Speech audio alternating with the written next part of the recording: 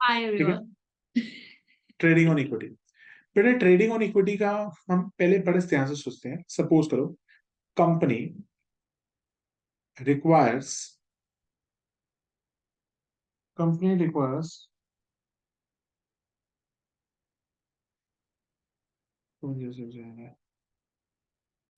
Start करते हैं।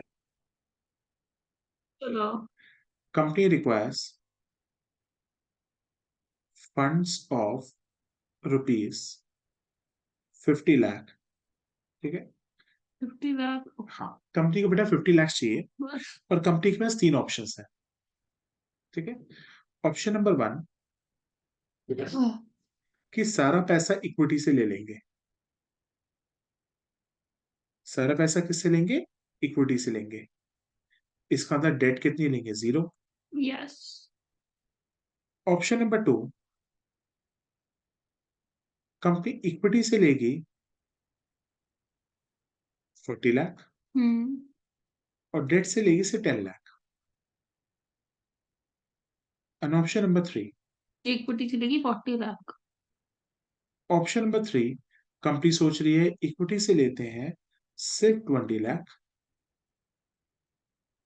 और डेट से ले लेंगे बाकी के 30 लाख। देख पैसा तो पैसा होता है, कहीं से भी लो। कंपनी को तो 50 लाख की जरूरत है। ठीक है, अब बेटा यहाँ पे हम्म। और यहाँ पे मैं कुछ चीजें और भी बता रहा हूँ। कंपनी का जो टैक्स रेट है, जो सरकार टैक्स रेट ले रही है, वो ले रही है 40%। मतलब कंपनी 40% टैक्स पे करती है सरकार को। और कंपनी अगर डिवेंचर डेट लेगी उस पर जो रेट ऑफ इंटरेस्ट होगा वो है उनका 10%।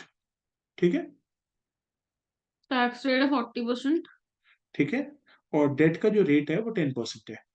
और कंपनी का जो ईबीआईटी है, जो कंपनी का ईबीआईटी है वो है, रुको जरा, टैक्स रेट है कितना? 40%। बिल्कुल, कंपनी का जो ईबीआईटी है वो पता है कितना है? 10 लाख। मतलब company earning before interest and tax कितना कमा पाती है? हाँ बोलो बेटा।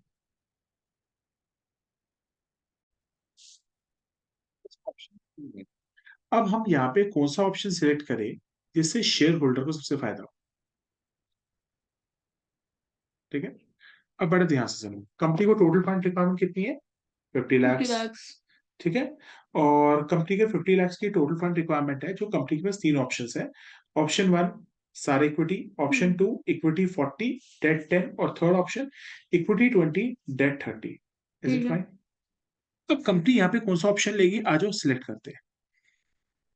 सबसे पहले हम लिखते हैं ईबीआईटी। सबसे पहले लिखते हैं ईबीआईटी। ईबीआईटी कितना है बेटा ये बता। What's the rate of interest?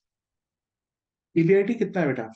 Rate of interest EBIT, मतलब हाँ ईबीआईटी का मतलब लिख earning before earning interest. Before interest and tax. Interest tax. कितने पैसे कमाए इंटरेस्ट और टैक्स से पहले? ईबीआईटी 10 लाख है। 10 लाख का लेकिन लिख लिया? इक्विटी लिखा हुआ नहीं, अपना। ईबीआईटी कितने पैसे कमाए?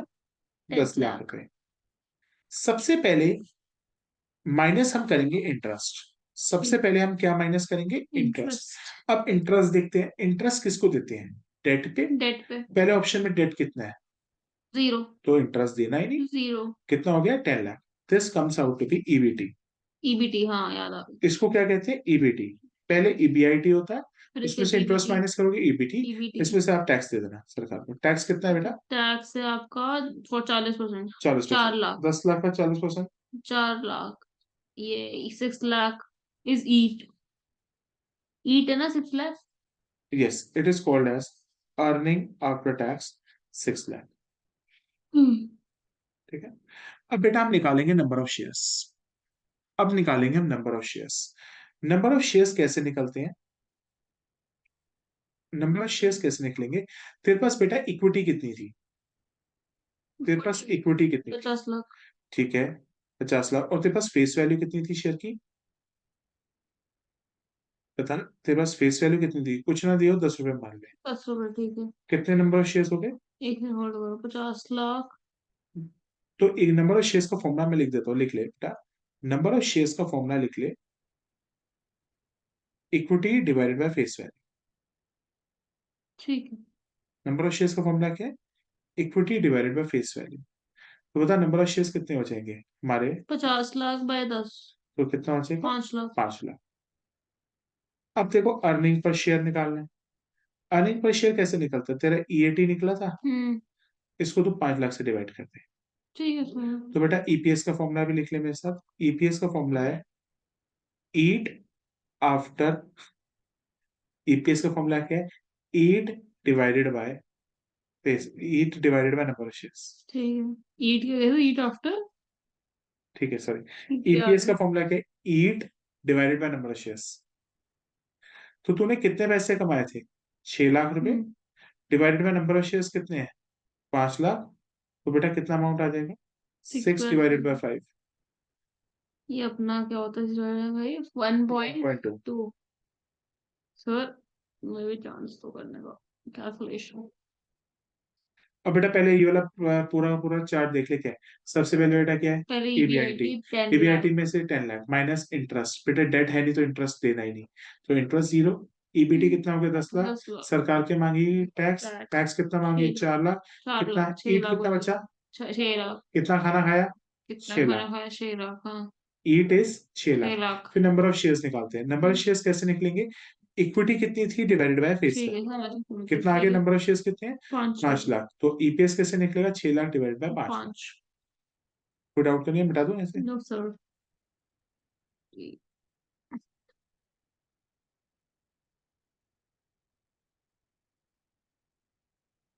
बंद कर दो 2 मिनट। गिना। चलिए स्टार्ट। नहीं चल। अब दोबारा से, अब सेकंड ऑप्शन पे आते हैं। चलो सबसे पहले क्या निकालेंगे दोबारा से? ईबीआईटी। ईबीआईटी। ईबीआईटी दोबारा से यहाँ पे भी कितना होगा? 10 लाख का। मैं पूरा प्रोसीजर बताती हूँ आपको। बोलो। EBIT will be 10 lakh.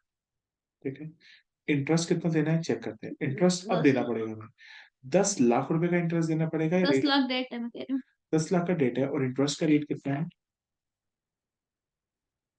10%। 1 lakh. तो मतलब 1 लाख। 1 लाख रुपए का इंटरेस्ट माइनस कर। 9 lakh. But we will get 9 EBT. Lakh. EBT is 9 lakh. Tax, tax कितना है? 40%। How much is 40% of the 9 lakh? यार विथ मी मैथ्स। 8 सुना 3,60,000। 9 4 36, 3,60,000, and you will got EAT 8. How much you ate? 9 से 3 गया नहीं, 9 से 3 गया 6 5 40। ठीक है। Now you need to calculate the number of shares. अब देखो नंबर ऑफ शेयर्स निकालने हैं। पहले सबसे पहले नंबर ऑफ शेयर्स का फॉर्मूला क्या है? आ जाओ। ईट अपॉन फेस वैल्यू। हाँ देख, नंबर ऑफ शेयर्स कैसे निकालते हैं? सर शेयर्स होते हैं जितनी हमारी इक्विटी शेयर कैपिटल है उसको फेस वैल्यू से डिवाइड करते हैं। आपकी इक्विटी शेयर कैपिटल यहाँ पे कितनी है? बताओ। How much is the equity share capital in this case? How much is the equity share capital in this case? In the second option आपके पास इक्विटी शेयर कैपिटल कितनी थी? सेकंड ऑप्शन में हाँ। How much is the equity share capital? 50 lakh. Face value कितना था? 10। तो number of shares कितना? Number of shares 4 lakh. तो नंबर ऑफ शेयर्स आपके 4 लाख। अरे बड़ा सिंपल देखो, शेयर्स किससे रिलेट करते हैं? इक्विटी। नंबर ऑफ शेयर्स आपके कितने हो गए? कितने हो गए? 4 lakh. Equity amount face value. अब आपको कुछ नहीं करना है। 8 निकाल लिया, नंबर ऑफ शेयर्स निकाल लिया, इन दोनों को डिवाइड कर कर दो। बस।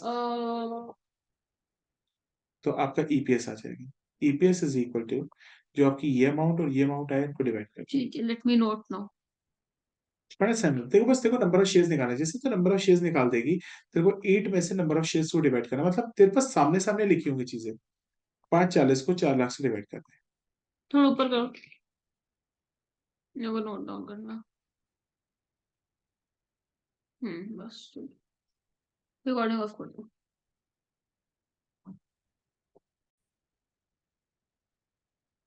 ईबीआईटी देख। ये बस बेटा पहले हर टाइप का क्वेश्चन करूंगा ना। इसके टाइप भी है। बिल्कुल। इंटरेस्ट देख कितना है, डेट कितना है तेरा?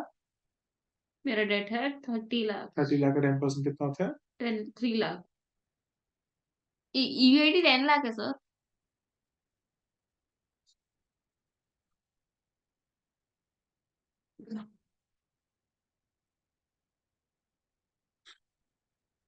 इट इज EBIT, इंटरेस्ट कितना है?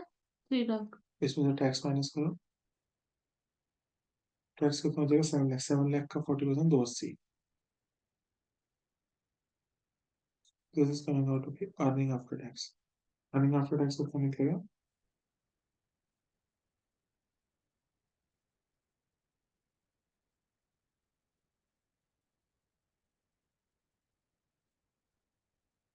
फोर 20।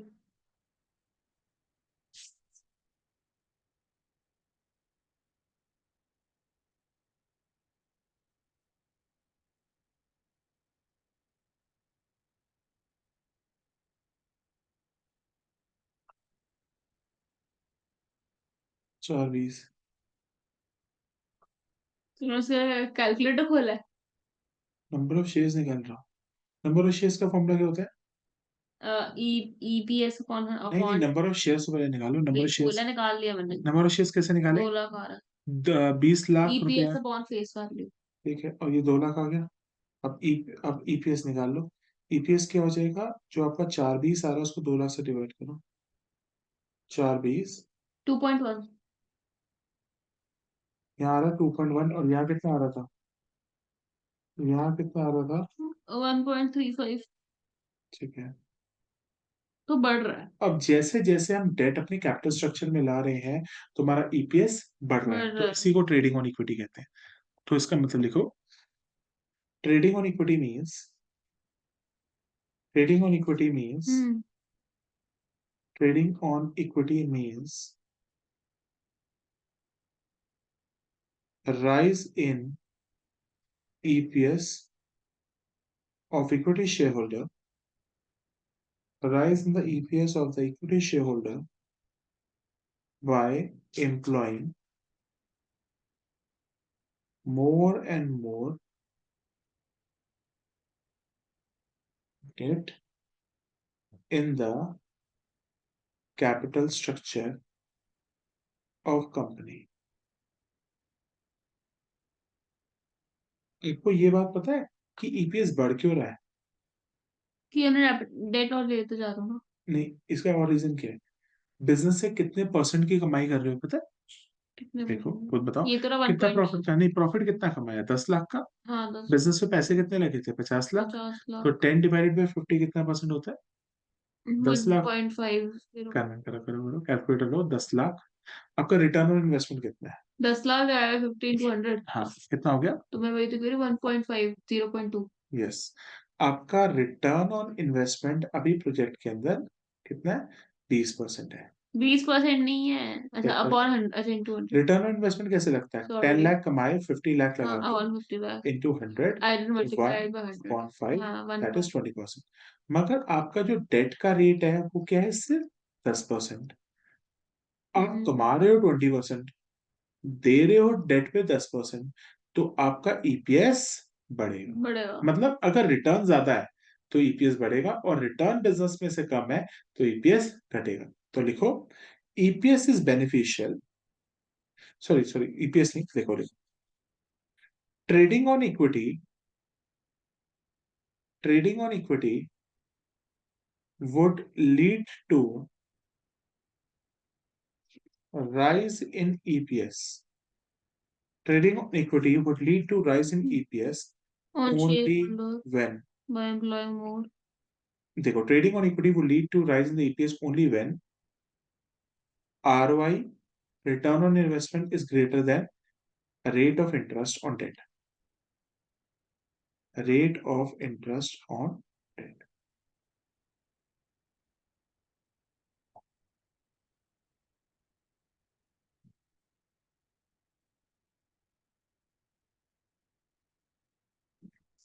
Okay sir. अब ये इससे लगे थोड़ा के 3 क्वेश्चन देख ले पहले तो। मैं क्लास को रिस्टार्ट भी करता हूँ। Yes. So trading on equity कब बेनिफिशियल होगा? जब हमारा ये रिटर्न ज्यादा होगी या रेट ऑफ इंटरेस्ट ज्यादा होगा? जब return on investment is more than the rate of interest on debt. Thank you and nice